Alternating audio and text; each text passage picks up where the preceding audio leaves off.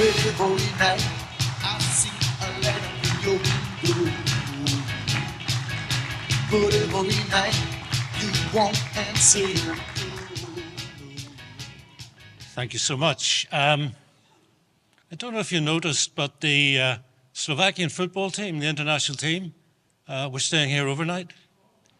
I was told the ambassador flew in from London for the match yesterday evening. What do you say? Mr. Ambassador, welcome to the mainland. I got a lovely message this morning of good luck from Mark Stewart. Mark was married to Pamela Stewart, and Pamela, like Dorothy Downey, was an absolute rock for this party.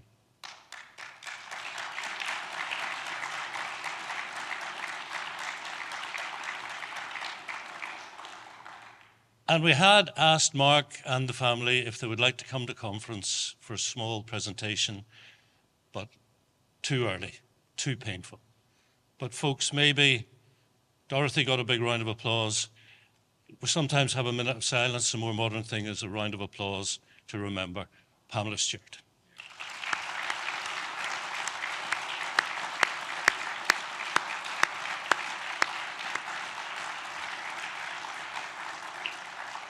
So I've turned up in person. After missing last year, you may remember I contracted COVID-19 in the run-up to conference. And you know, with your indulgence, I'm going to start by looking back a little bit before I give you my vision of what I think is a really, really bright future for Northern Ireland. But given the recent focus on legacy issues, I think a moment's reflection on our past is probably appropriate. So I grew up in East Belfast, born just in time to live through what we so euphemistically call the Troubles. Troubles which came to my family's door one day when the IRA blew up my father's business. Now, had that not happened, I probably wouldn't be standing here today. It's unlikely you would have ever even have heard of me. And isn't it funny how random acts beyond your control can shape your life? But we can also plan. We can have a vision. And we have a strategy to achieve the plan. And my vision is of a Northern Ireland that is getting better and better and better. A Northern Ireland finally and fully at peace with itself. Peaceful, prosperous, hopeful, comfortable in its own skin. And in my 15 years in politics, I've never been more positive about our future. Why? Because for the first time in Northern Ireland's history, every mainstream political party has a reason to make Northern Ireland work. Now, clearly, we have different motivations. Ours is because it's the right thing to do.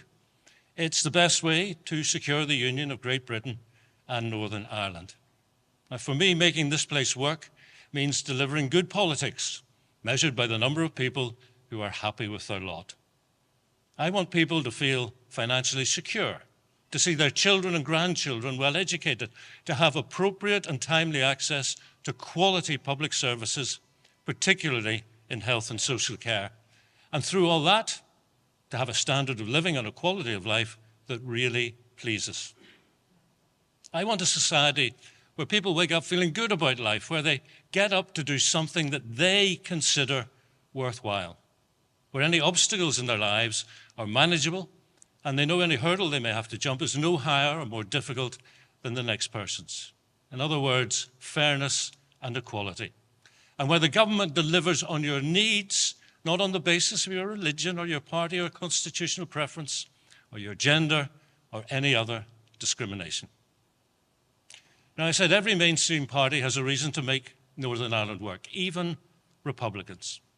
When was the last time you heard a leading Republican politician describe this place as a failed, ungovernable statelet? It's a little difficult, is it not, when you hold the position of First Minister, Finance Minister, Economy Minister, and Minister of Infrastructure. Plus, come aboard a poll, and you're voting in Dublin or Galway or Limerick. What's attractive about being asked to adopt a failed, ungovernable statelet? A place you may never have visited, a place you barely know about, a place apart. So I say to those calling loudest for a border poll, be careful what you wish for. No, for the first time, there is a genuine opportunity to agree to work together for the benefit of all our people.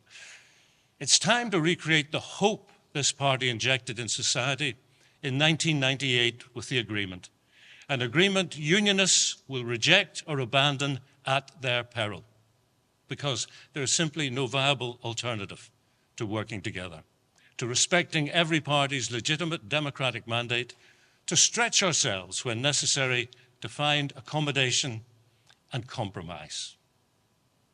Compromise.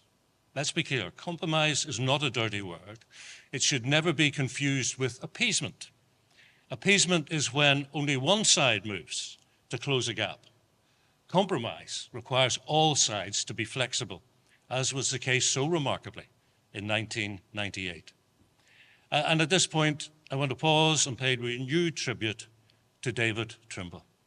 Earlier this year, I joined Lady Daphne and the Trimble family at Westminster for the unveiling of a bust of Lord Trimble, which sits at the midpoint between the Houses of Commons and Lords, reflecting his time and influence in both Houses of Parliament. I think it is a truly remarkable tribute to his brand of unionism. There are now busts of David Trimble in both the British and the Irish Parliament. A tribute as fitting as the Nobel Peace Prize that he was awarded jointly with John Hume. But you know, reflecting on the negotiations that led to that historic deal 27 years ago, it has to be said it was relatively easy for John Hume. Embracing diversity was his thing, uniting minds and people rather than fixating on borders and lines on a map. 1998 was much, much harder for David, and yet he did it, this party did it, and people are alive because of it.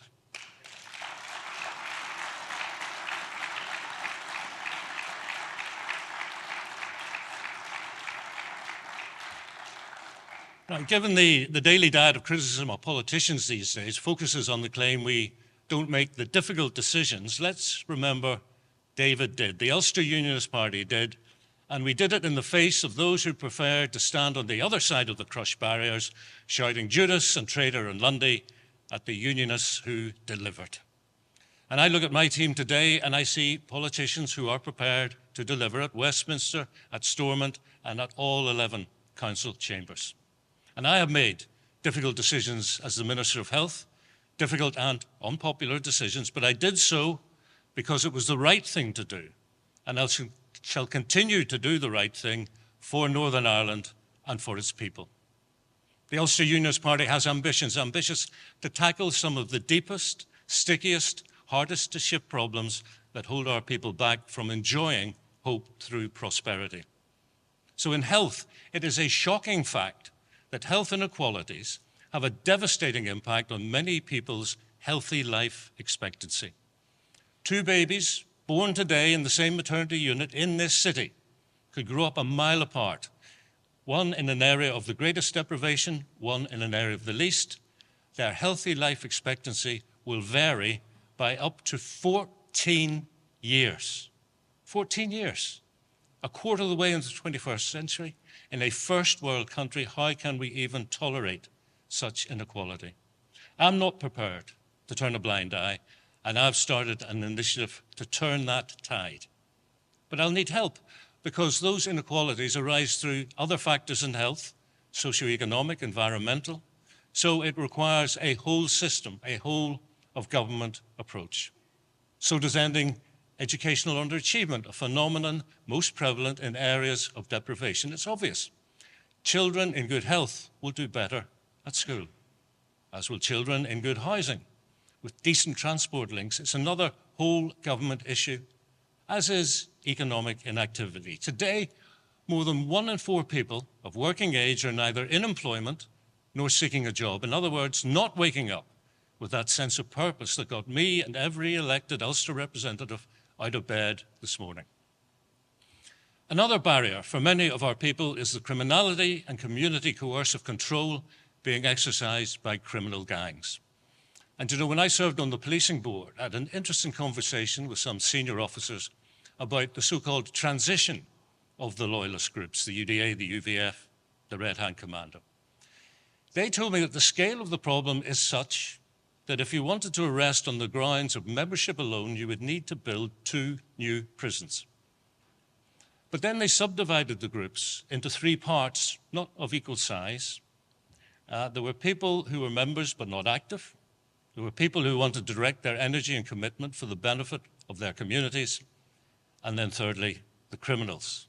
And they said, if we could separate the first 2 groups out, then we'd have shrunk the problem to a size and a consistency that the police could and would move against.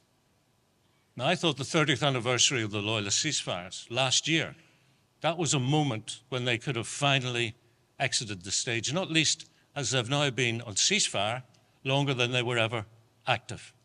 And the question then becomes, of course, why are you still around? To what purpose? And for whose benefit? Well, some time ago, the Independent Reporting Commission, established with input from the British, Irish, and American administrations, they recommended appointing an independent expert to scope out whether there are grounds to think of a process to facilitate transition of these groups. So an individual has now been appointed, but be clear, Fleur Ravensbergen is not in charge of a process. She is assessing whether a process is worth looking at. I just hope she has the skill and experience to eyeball the right people and make a judgment about their sincerity when they say they're willing to disband. And I know transition, if it happens, might prove hard, particularly for the victims and survivors of the Troubles. But there are fresh victims of criminality and community coercive control every day in 2025. And as a party of law and order, we must support the police and the justice system to act. We must also offer the young people who are drawn into supporting these groups an attractive alternative, a better reason to get out of bed with purpose. And for the sake of completeness, I have not, do not, and never will support giving these groups money to go away. A pathway, yes. Money, no. So why do it? Do it because the communities they operate in need more hope and more prosperity. So to talk of a border poll, when I was first elected to Stormont in 2011, I don't recall any talk about a border poll or the constitutional question, not in the debating chamber, not in the tea rooms, not in the corridors. That's because David Trimble and this great party secured an agreement in '98 that put the constitutional question to bed. Until Brexit, the most destabilizing event of my political lifetime. And I don't forget the Anglo-Irish Agreement of 1985. So for fans of the movie 4 Weddings and a Funeral, Brexit put me in mind of what I call 4 ironies and a paradox. So irony 1, the biggest obstacle to Irish unification for people like us was the IRA, because their bombs and bullets were an attempt to coerce us into something we did not want. It was never, ever going to work, not least because of the bravery and the sacrifice of our people, some of whom are in this room today. Irony 2, the organisation that's done most to put the constitutional question back on the agenda is the DUP, not least with that full-throated support for Brexit. Irony 3, Unionists don't always recognise that one of the people who understands that nobody is really ready for a border poll is the Taoiseach, Micheál Martin, hence his focus on shared island rather than a referendum. And irony 4 is that while Unionists have always looked over our shoulders at the Irish nationalists as the biggest threat to Northern Ireland's place in the UK, Irish nationalists have been knocked off the gold medal spot by English nationalism. Last time I joined our team at Westminster, I was struck by the number of MPs sporting lapel badges, not with the flag of the UK, but the flag of St. George. And since then, of course, waving the flag of England has become a campaign for many English people. Like Brexit, they see it as another campaign to take back control. At the same time, I read of one English nationalist MP attacking Scotland for their block grant, and therein lies the danger. Our annual subvention, £19 billion, is a very significant sum of money. It could build hospitals in the constituencies of English nationalist MPs. It could put bobbies on the beats of their towns and their villages. It could put classroom assistants in with the children of the people who voted them into power. That is the real danger of supporting the sort of right-wing parties other unionists currently find so appealing. You know, for a long time, Treasury in London has made a point about our membership of the United Kingdom. How come, they say, we spend more tax per head of the population than any other nation or region of the kingdom, but generate fewer tax pounds than anybody else?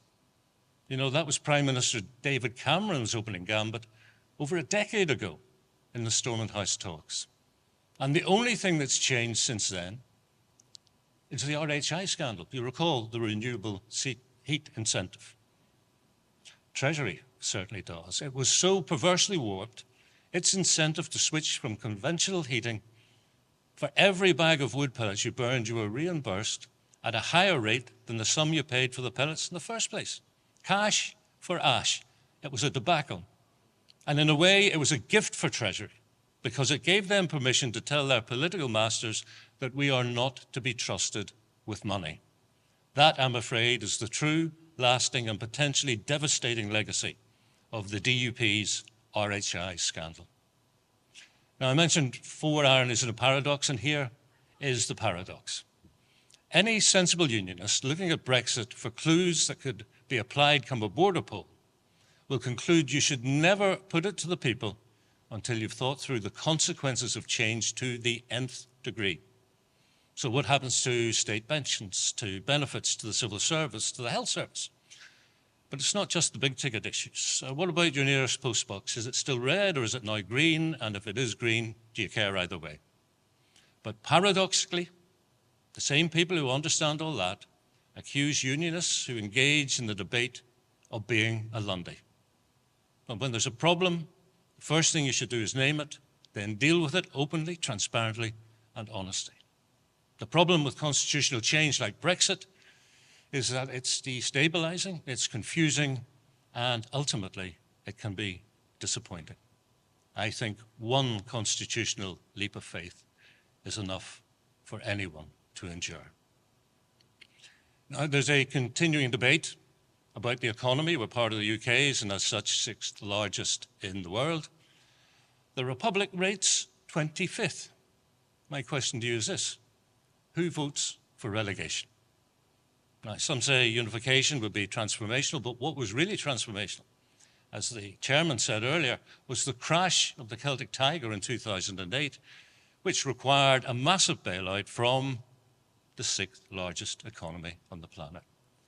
And today, I know Irish finances look good, but one of their biggest sectors is pharmaceuticals, a multi-billion-dollar industry that the Republic is heavily involved in, but involved in a manner that deeply displeases President Donald Trump. And the implications of that are very clear. What I think is really important in this debate is defense. At a time when geopolitical tensions are so great that some analysts have concluded that a third world war, while not inevitable, is more likely than it has been for a very long time. So the question is this the time to leave NATO? We pride ourselves on initiatives like Project Kelvin, a fiber optic link with cables running across the Atlantic Ocean, which mean we can transmit financial information to the New York Stock Exchange faster than California can.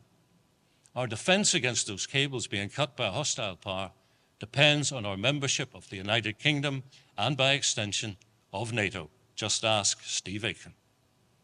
Now, the UK is committed to upping our percentage spend on defense. The Republic doesn't even spend half of 1%. With an American administration hostile to Europe and, crudely, the accusation European nations are freeloading on the USA's military, are we really going to divorce ourselves from our greatest protection? No, we should increase the capacity of the Royal Navy and the Royal Air Force to use Northern Ireland to defend our shores and our international interests.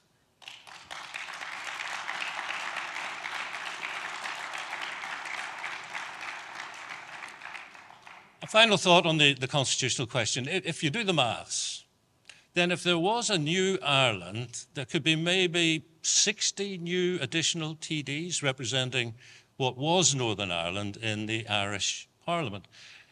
So around half of them could be Unionist or people representing people who identify as British. So Unionists could hold the balance of power in Leinster House. So again, my question is, why would a proud Irish person want me or Gavin Robinson or Jim Allister choosing their next Taoiseach? As I grew up, I was well used to the Republican cry, Brits out. And of course, I took that very personally, particularly after the IRA bombed the family business. Now it appears to be Brits in a new Ireland. But why? What changed? And it's not for you or for me to explain, but does not affirm our belief that nobody needed to die to get where society is today. And given the outrageous attempts by some this week to justify murder, let me say it again, no one needed to die for Northern Ireland to get to where it is today.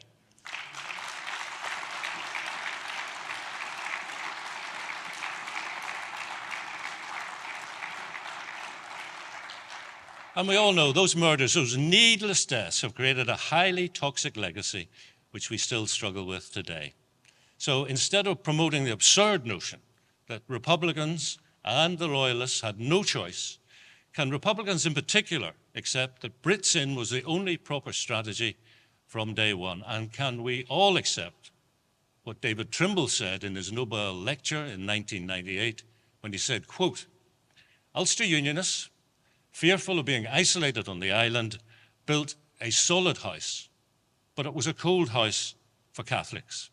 And Northern nationalists, although they had a roof over their heads, seemed to us as if they meant to burn the house down.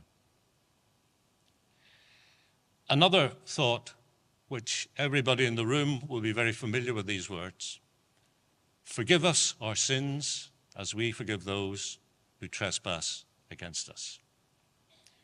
We all recognize the words from the Lord's Prayer, but what do they mean to you? What does reconciliation mean? Because there's no agreed political definition of reconciliation, yet the concept is at the heart of daily political discourse. So for me, reconciliation means giving up all hope of creating a better past, of trying to rewrite history. So let us commit to building a better future with warm homes and fire-resistant roofs, and no rewriting of history, no ducking of responsibility. And I note the criticism of the Government of Ireland in the debate earlier on. Let me say a few words about health. I hear people condemn the health service as broken. I think that's a terrible insult to the magnificent HSC workforce. I disagree with the proposition it's broken. Every single day, thousands of encounters are delivered successfully by health and social care in Northern Ireland. What needs fixed are some of the pathways through which you access that care. Our capacity to meet demand is a mismatch, and that's been a problem for well over a decade. But under the Ulster Unionist Party, the dial is beginning to turn. The numbers waiting unacceptably long times are falling, and they're falling quickly. No one should have to wait 4, 5, or 6 years. But some lists, especially in paediatric or children's, are being cleared entirely. Of course, there's more to do, but my ambition is to set a direction of travel that the next minister feels compelled to follow, because we need to do things differently, very differently. I brought Professor Bengoa back last year to reboot his report from 2016, because it seemed to me people had forgotten what was in that report. In 3 words, Rafa said to me, do things differently. So despite having to deal with a global pandemic, Robin Swan did his bit, not least in mental health. He appointed a mental health champion, something a previous minister, by the way, refused to do. Then he delivered a 10-year mental health strategy, and beyond that, he brought leadership in a difficult role in the most testing of circumstances. And can that be said of all his predecessors? Thank you, Robin.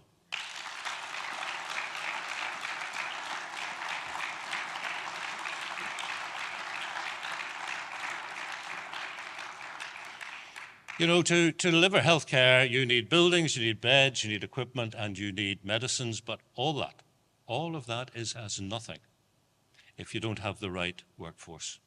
Without the right people, the system simply doesn't function. And every week I'm out and about, I'm visiting health and social care settings, and what I see is a workforce combining the most inspiring and energizing mix of professionalism based on their training and their experience, and compassion based on their empathy and their humanity. Day and daily, health and social care is delivered on goodwill. And I love that goodwill, but it's no way to run a health service. So I have another idea.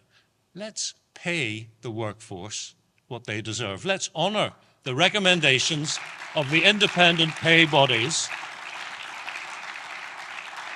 Let's stop making nurses and healthcare workers feel they're the only ones right across the United Kingdom who have to threaten strike action to get what's there. Frankly, it would be bad faith for the executive who approved pay parity not to maintain that position.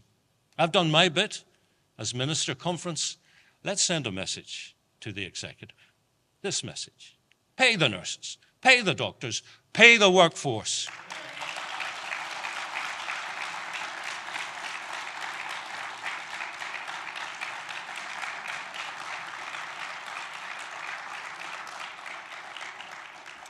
So when I think about the state of politics, I think this: we need to be more sensitive about our words and our actions. We need to put the human cost of what we do and say front and center of what we do. We need to be honest, because we've always have choices, whether it's about today or whether it's about yesterday. Justifying anything with a claim that we had no choice just doesn't cut it. If you pick up a gun, you choose to pick up a gun. If you detonate a bomb, you choose to set the timer or press the detonator. And you know, I used to have that debate with the late Martin McGuinness.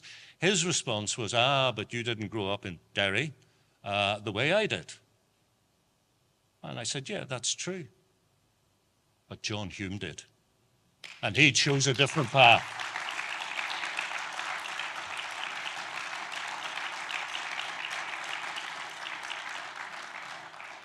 John chose a different path, and I would argue he achieved much more with his peaceful strategy. In 1998, that peaceful strategy met David Trimble's outstanding courage, and as Seamus Heaney famously put it, hope and history rhymed. Hope. Hope peaked in 1998, and we need to restore some more hope in 2025. Success is within reach politically. We're on our way economically. We're developing culturally. There's a growing sense that Northern Irishness is a thing, distinct from, but at the same time embracing Britishness, Irishness, whatever you need. It's more than a brand, it's a feeling. It's a sense of belonging, a sense of unique identity in which we can all take pride. It also, by the way, makes for those who steadfastly refer to this place only as the North appear very old-fashioned and out of touch, because they're denying people their sense of Northern Irishness. Now, if I can refer to the government in Dublin as the government of Ireland, even though I think it's a bit of a stretch, is it too much for nationalists to embrace the term Northern Ireland, or do they still just want to cherry-pick the bits of the 1998 agreement that they like? Now, you know I stand for a prosperity agenda, an agenda that delivers on health inequalities, educational underachievement, economic inactivity. If we collectively begin that journey, we will start delivering more hope, and prosperity will spread. Let me finish with thanks to our team, to you, our supporters, to our lords, Tom Elliott, Reg Envy, Dennis Rogan, to Robin Swan. John Burrows has hit the ground running big time, like Usain Bolt. Thanks to Diane Armstrong. Diane Armstrong's now finished a fabulous, fantastic first year. To Doug Beattie, so focused on the justice issues that matter. To Alan Chambers, not least for his scrutiny at the policing board. To Steve Aiken, not least for his attention to detail. Same goes for Andy Allen. Do not challenge Andy on benefits. to John Stewart on all things infrastructure, and to Robbie Butler, the party's deputy leader, who does so much out front and behind the scenes. I'd love to tell you about each and every one of our local government councillors, but there's so many, we'll be here to tea time. Suffice to say, they give us a really positive presence right across the country, and for that, many thanks. Final thanks to Emma Cairns and the staff team for organising such a truly professional conference. State of the party.